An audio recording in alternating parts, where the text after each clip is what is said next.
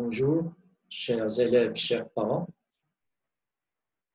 Aujourd'hui, toujours dans le cadre de la préparation aux examens du bac Sciences de la vie et de la terre, on va entamer aujourd'hui un exercice dans la première partie, concernant la première partie, la restitution des connaissances. J'ai choisi pour cela un exemple de l'examen de juillet 2018. Définir, question à réponse courte, définir les notions suivantes. Fermentation lactique.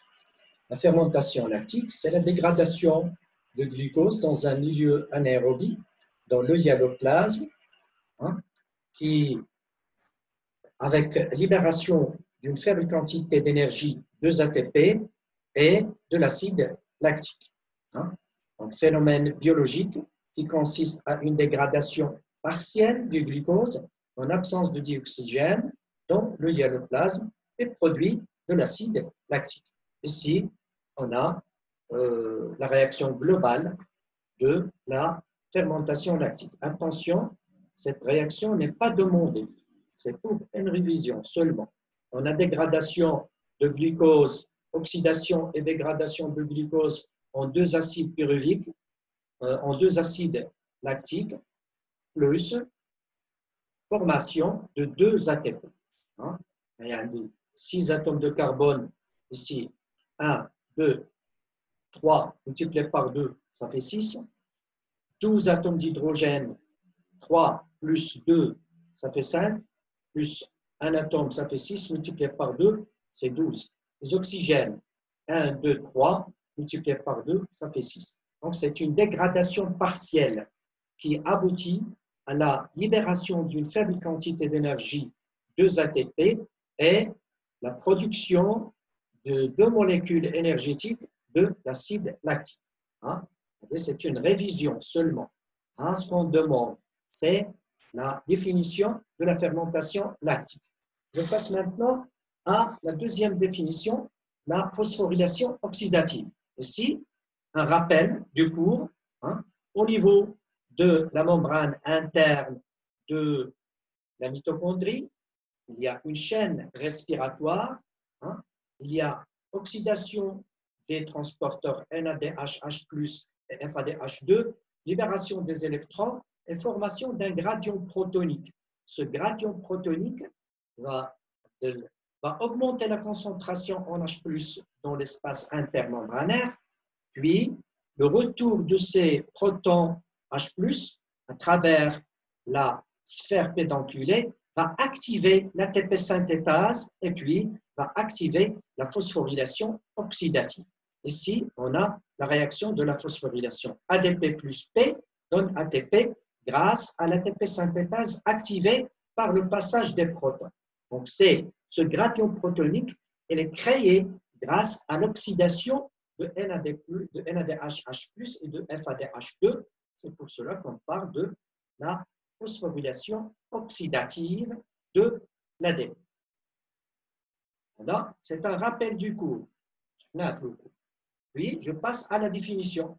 La phosphorylation oxydative, la synthèse d'ATP par phosphorylation de l'ADP en ATP, ADP, adénosine diphosphate, en adénosine 3-phosphate. Au niveau de la sphère pédonculée qui contient l'enzyme ATP synthase, grâce à l'énergie libérée suite à l'oxydation des donneurs d'électrons, NADH+, et FADH2 par la chaîne respiratoire. Elle a dit la définition de 0,5, 0,5, ça fait 1 point. Et je passe à la deuxième question. Ici, on a le QCR, question à choix multiple. Pour chacune des propositions numérotées de 1 à 4, 1, 2, 3, 4, une seule suggestion de chaque proposition est correcte. Recopier, voilà, l'action Lula, recopier les couples suivants, recopier les couples suivants, et écrivez dans chaque couple la lettre correspondante à la suggestion correcte. Ne copiez pas les phrases, recopiez les couples et compléter les couples par les lettres correspondantes. On commence. La transformation d'une molécule de glucose en deux molécules d'acide pyruvique au niveau du hyaloplasme s'accompagne d'une réduction de NADH+ et production de 4 ATP, c'est faux. Entendez, la glycolyse, formation de 2 ATP. Oxydation de NADH+, c'est faux. Réduction de NADH+. Donc la première phrase est fausse, la deuxième est fausse. La troisième, oxydation de 2 NAD+, et production de 2 ATP. C'est faux. Hein? Et finalement, réduction de NAD+, et production de 2 ATP, hein, la réaction de la glycolyse qui se forme au niveau, qui se déroule au niveau de hyaloplasme. Donc, je vais écrire ici D, la lettre D. Voilà, D. Pour la deuxième proposition, l'activité de la chaîne respiratoire conduit en une augmentation de la concentration de protons dans la matrice, c'est faux. Augmentation des protons, de la concentration de protons dans l'espace intermembranaire. Donc, A, c'est une phrase fausse.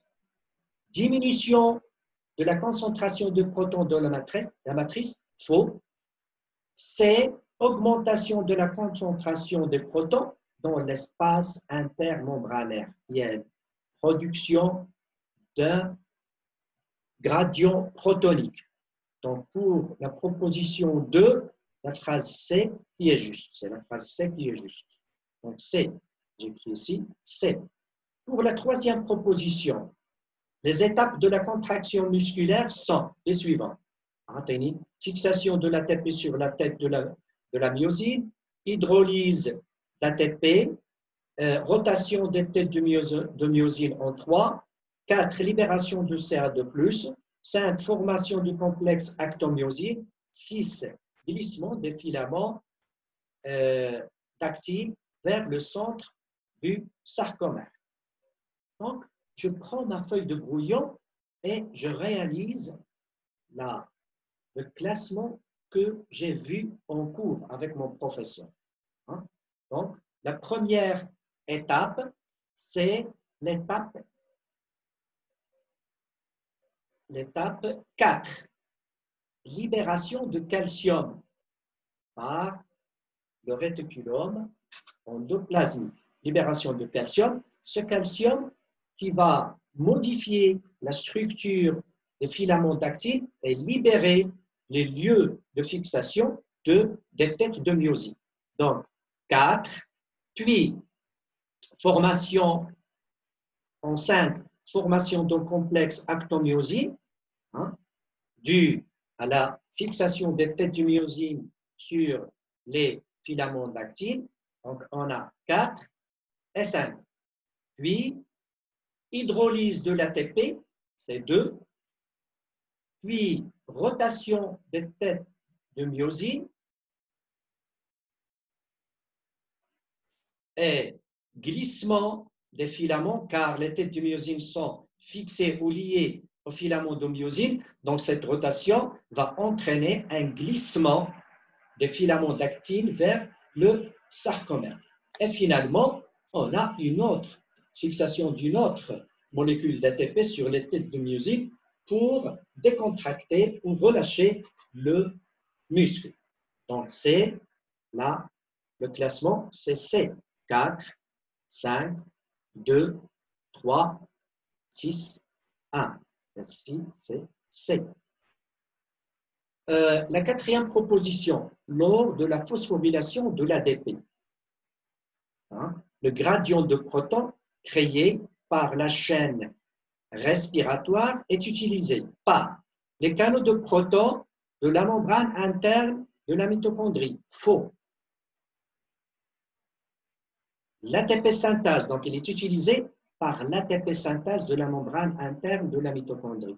C'est vrai, car c'est le flux ou le gradient de protons, hein, créé par la chaîne, il est utilisé par la ATP synthase, car ce gradient va activer cette ATP synthase et puis formation de l'ATP. Donc la phrase B. Ce n'est pas la peine de lire les autres suggestions. C'est une perte de temps. Donc, la réponse d'Yali va être yes. Je passe maintenant à la question 3. Question vrai ou faux. Recopier le numéro de chaque suggestion avec les suggestions LN. Recopier les numéros de chaque suggestion. Les numéros de chaque suggestion. Et écrire devant chacun de vrai ou faux. Dans la cellule musculaire, le renouvellement de l'ATP à partir de phosphocréatine se fait par l'intervention de l'ATP synthase. C'est faux. La phosphocréatine, CP plus ADP, c'est une révision. CP plus ADP va donner l'ATP. l'ATP synthase. Par contre, la phosphorylation oxydative au niveau de des sphères pédonculées, les ADP plus PI, en présence de l'ATP synthase, on a synthèse d'ATP. Donc, ici, cette phrase, elle est fausse. Dans la cellule musculaire, le renouvellement de l'ATP à partir du phosphocréatine se fait par l'intervention de l'ATP. C'est faux. Donc, ici, je vais écrire faux. 2. Dans la matrice, l'oxydation de NADH+, donc la phrase, elle est fausse, déjà fausse. Donc, au niveau de la matrice, il y a une oxydation de NADH+. Une réduction de NAD+, pour former NADH+. Donc, ce n'est pas la peine de continuer. La phrase 2 est fausse. Dans le hyaloplasme, la fermentation alcoolique produit un résidu organique et libère le CO2. Je rappelle la réaction globale de la fermentation alcoolique, glucose, en présence de 2 ADP plus PI, qui atteint 2 molécules d'un alcool, l'éthanol, plus 2 CO2, plus 2 ATP. Attention, je fais la réponse directement. La réponse directement, c'est une révision. Donc là, on trouve la réaction d'Yali, on trouve dans le hyaloplasme, la fermentation alcoolique produit un résidu organique. Le résidu organique, c'est l'alcool, et le CO2. Donc la phrase 3 est vraie. Donc je vais écrire ici vrai. Dans la mitochondrie, la phrase 4, dans la mitochondrie, l'acide pyruvique se transforme en acétyl-CoA. Dans la mitochondrie, l'acide pyruvique se transforme en acétyl-CoA. Je rappelle la réaction globale, il y a l'acide pyruvique, l'acide pyruvique, en présence de coenzyme A, il y a oxydation de l'acide pyruvique et sa dégradation en acétyl-CoA. Donc, la phrase 4 est vraie. C'est-à-dire, en cours. Une vidéo de résumé. Je passe maintenant à la question d'appariement. Relier chaque myogramme enregistré, le groupe A, à l'état de 2 simulations appliquées sur le muscle, groupe 2. Ça veut dire sur un muscle, on exerce 2 simulations efficaces successives. Maintenant, des myogrammes, les enregistrements, des myogrammes. Ok, il y a chaque myogramme, l'application de simulation d'IL. Là, je vais faire un rappel. On a l'enregistrement d'IL, on a 2 simulations. On a une simulation, une simulation, une simulation, une simulation, on a une autre simulation. Remarquez qu'on a diminué le temps qui sépare les 2 simulations. La simulation A, ici, un myogramme. La simulation 2, une réponse. Donc, 2 réponses isolées. Lorsque la deuxième simulation s'exerce à la fin de la première réponse, on obtient deux réponses isolées. Lorsque la deuxième stimulation est exercée au moment de relâchement de la première réponse, à la contraction, à le relâchement. La deuxième stimulation est exercée pendant le relâchement de la première réponse. On obtient deux réponses qui sont fusionnées incomplètement. Fusion, on parle de fusion incomplète de deux réponses. Lorsque la deuxième stimulation s'exerce au moment de la contraction de la première réponse, on obtient une fusion complète des deux simulations. هذا un rappel. غادي نشوفوا دابا le cours ديالنا. غادي نشوفوا la question ديالنا. Fusion incomplète de deux secousses musculaires. Fusion complète lorsque la deuxième stimulation s'exerce au moment de la contraction de la première stimulation. C'est la seconde stimulation est appliquée pendant la phase de contraction. Donc, qu'est-ce que vous voulez? On a recopié le couple. On dit pour A, on dit C.